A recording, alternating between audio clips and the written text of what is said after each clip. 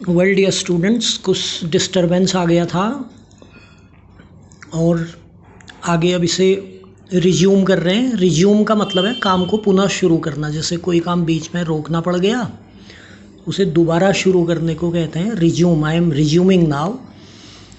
तो मैं बता रहा था कि 15/14 को मल्टीप्लाई किया 7/20 से, तो 3/8 आया। और मल्टीप्लाई करके जो रिजल्ट आता है उसको प्रोडक्ट कहते हैं। एग्ज़ाम में क्वेश्चन इस तरह से आएगा, मान लो आया कि product of this and this is. अब एक ऑप्शन ये है, दूसरा, तीसरा, चौथा, करेक्ट ऑप्शन पे आप टिक करेंगे।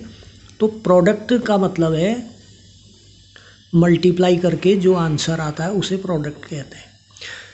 ऐड करके जो आंसर आता है उसे सम कहते हैं। सब्ट्रैक्ट करके जो आंसर आता है उसे डिफरेंस कहते हैं। डिवाइड करके जो आंसर आता है उसे कोशेंट कहते हैं।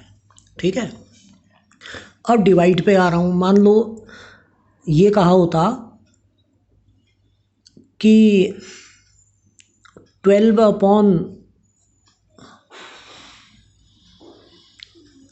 क्या लूँ 17 को डिवाइड करो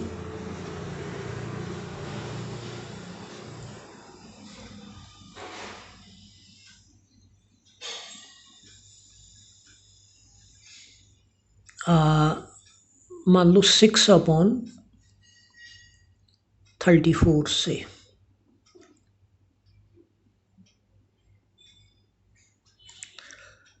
डिवाइड करने का question, when 12/17 is divided by 6/34 the result is. अब ऑप्शन 1, 2, 3, 4 इस ढंग से एग्जाम में डिवाइड का पूछ सकते हैं। और आपको पहले कॉपी में, रफ कॉपी में डिवाइड ही करना पड़ेगा, तब आप करेक्ट ऑप्शन पता कर पाओगे। अब डिवाइड कैसे करना है, 12/17 divided by 6/34 is equal to, पहला फ्रैक्शन एज इट इज़ लिखना है, 12 डिवाइडेड बाई 17। फिर डिवाइड मल्टीप्लाई में बदल जाएगा। और जो सेकंड फ्रैक्शन है जिससे डिवाइड करना है, इसका रेसिप्रोकल होगा। रेसिप्रोकल मतलब उलट देना, यानी कि 34 न्यूमरेटर में आ जाएगा और 6 डिनोमिनेटर में आ जाएगा। तो रेसिप्रोकल ऑफ 6/34 इज 34/6। ठीक है, उसके बाद ये मल्टीप्लाई में बदल गई प्रॉब्लम। डिवाइड था, अब मल्टीप्लाई में बदल गया। क्या रूल बताया, पहला फ्रैक्शन एज इट इज़ लिखो, डिवाइड को मल्टीप्लाई में बदल दो और सेकंड फ्रैक्शन का रेसिप्रोकल कर दो। रेसिप्रोकल मतलब उल्टा। ठीक है, मतलब डिनोमिनेटर न्यूमरेटर में, न्यूमरेटर डिनोमिनेटर में आ जाएगा। अब जैसे अभी ऊपर बताया था मल्टीप्लाई करना, वैसे ही यहाँ पे मल्टीप्लाई कीजिए। This is further equal to 12 multiplied by 34 divided by 34 into 6, sorry 17 into 6। अब जिसको 17 की टेबल याद है उस बच्चे को एकदम दिखाई पड़ जाएगा कि 17 2 जा 34 होता है, 6 2 जा 12 भी होता है। अब डिनोमिनेटर में 1 1 बचा, तो जो आपके पास बचा वो आया 2 multiplied by 2 upon 1 multiplied by 1, यानी कि 4/1। 4/1 बाद में कितना आया, 4। तो ज़रूरी नहीं कि हर बार आपका आंसर फ्रैक्शन में ही आए, कई बार नंबर भी आ सकता है। यहाँ पे रेसिप्रोकल की भी बात हुई, जैसे रेसिप्रोकल ऑफ 5 है, मान लो पूछा गया रेसिप्रोकल ऑफ 5, तो 5 के अपॉन में कुछ, जहाँ अपॉन में कुछ नहीं है तो वहाँ अपॉन में 1 मानेंगे आप हर क्वेश्चन में। जैसे मान लो क्वेश्चन होता 5 डिवाइडेड बाई 2/3। अब यहाँ 5 के अपॉन में कुछ नहीं है तो 5/1 ले लोगे आप। ठीक है, खैर मैं बता रहा था रेसिप्रोकल ऐसे नंबर का कैसे करोगे। मान लो क्वेश्चन होता 2/3 डिवाइडेड बाई 5, तो 2/3 डिवाइडेड बाई 5 में पहला फ्रैक्शन मैंने कहा था एज इट इज़ लिखोगे, डिवाइड मल्टीप्लाई में बदल जाएगा। अब 5 का रेसिप्रोकल करना है, तो 5 का मतलब है 5/1, रेसिप्रोकल करोगे 1/5 हो जाएगा और ये आ जाएगा 2/15। तो इस तरह से मल्टीप्लाई और डिवाइड करना है। अब ऐड और सब्ट्रैक्ट कैसे करना है और असेंडिंग ऑर्डर में कैसे लिखना है उसका एक एग्जांपल देता हूँ। मान लो मैंने आपको दिया 3/8 और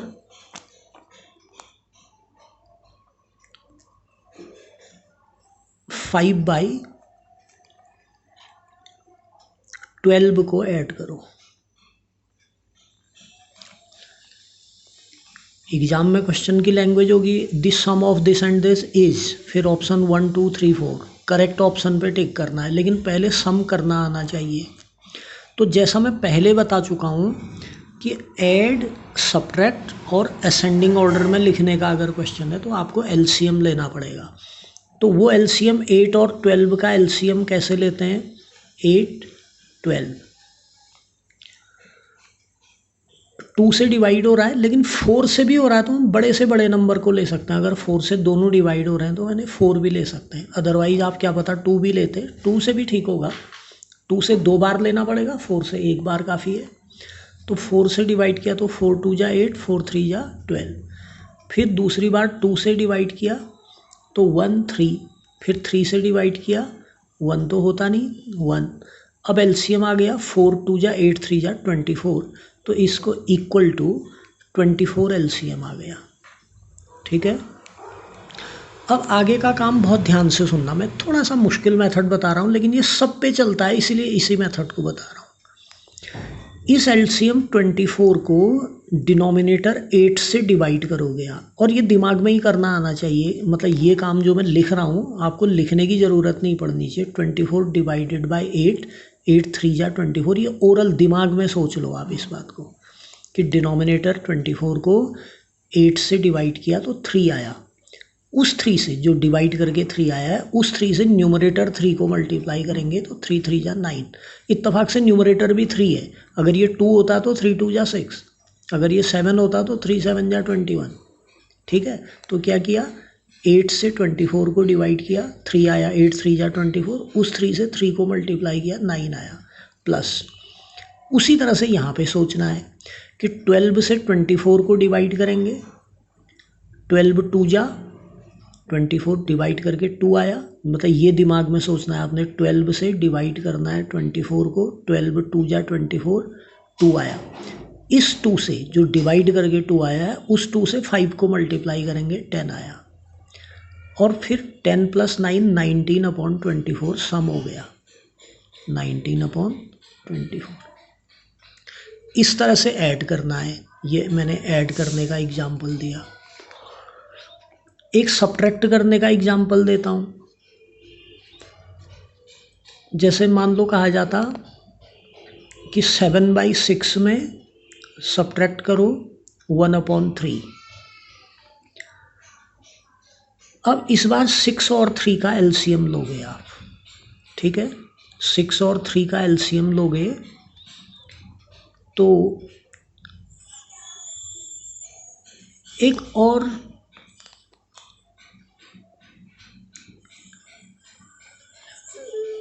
6 और 3 का एलसीएम एक और मेथड में ऐसा बोलना चाह रहा हूँ, आप एलसीएम 6 निकाल ही लेंगे, मैं ये मान के चल रहा हूँ।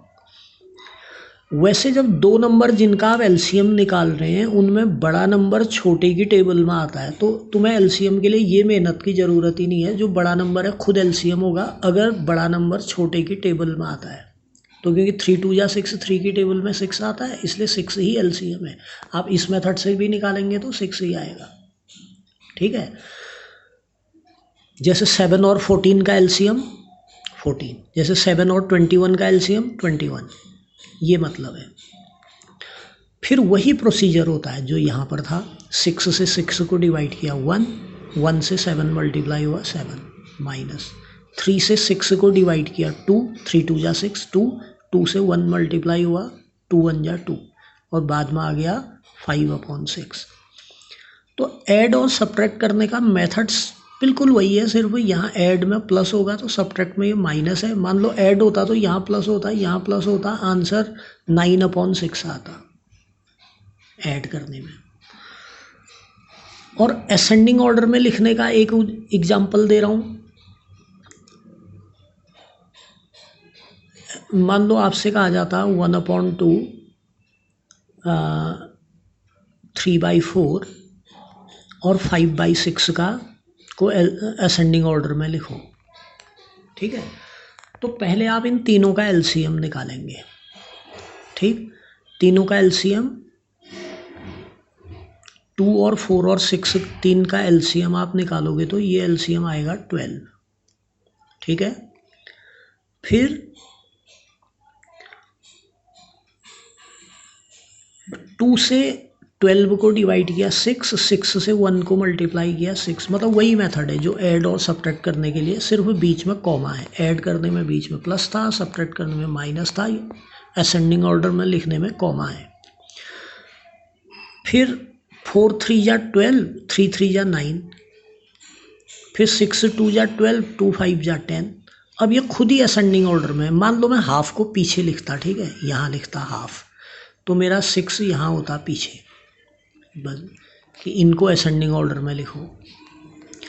तो 4 और 6 और 2 का एलसीएम 12, 4 3 या 12, 3 3 या 9, 6 2 या 12, 5 2 या 10, 2 6 या 12, 6 into 1 6। अब असेंडिंग ऑर्डर में लिखना है, तो क्योंकि 6 सबसे छोटा है, 6 1/2 के बदले था, तो ये सबसे छोटा है। फिर उसके बाद ये इसका नंबर है, फिर सबसे बड़ा ये है। तो on writing in ascending order we get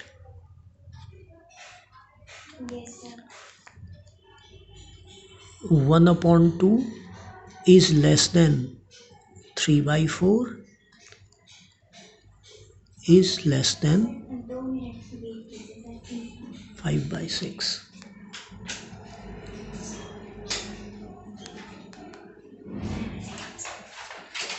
आराम से यही पर बस। तो असेंडिंग ऑर्डर में ऐसे लिखा जाएगा। ठीक है, तो ऐड और सब्ट्रैक्ट और असेंडिंग ऑर्डर में एलसीएम लेना है। एलसीएम लेने के बाद वही मेथड है, इससे इसको डिवाइड करो, जो आता है उससे न्यूमरेटर मल्टीप्लाई करो। ऐड है तो बीच में प्लस, सब्ट्रैक्ट होगा तो माइनस, और असेंडिंग डिसेंडिंग ऑर्डर में लिखना है तो कॉमा। डिसेंडिंग में ये होगा कि सबसे बड़े को पहले लिखोगे, फिर उससे छोटा, फिर उससे छोटा। ये फ्रैक्शन के बारे में मैंने शॉर्ट में बताया। उसके अलावा जो पहले काम कराया था उसके पिक्चर से क्लिक करके भी मैं भेज रहा हूँ। ये दोनों वीडियोज़ आप देखिएगा, इससे पहले भी एक वीडियो है, 2 वीडियोज़ आप देखिए, और जो पिक्चर्स पुराने काम की भेज रहा हूँ उन्हें आप देखिएगा, तो आपकी तैयारी हो जाएगी मंडे के टेस्ट की। Thank you very much.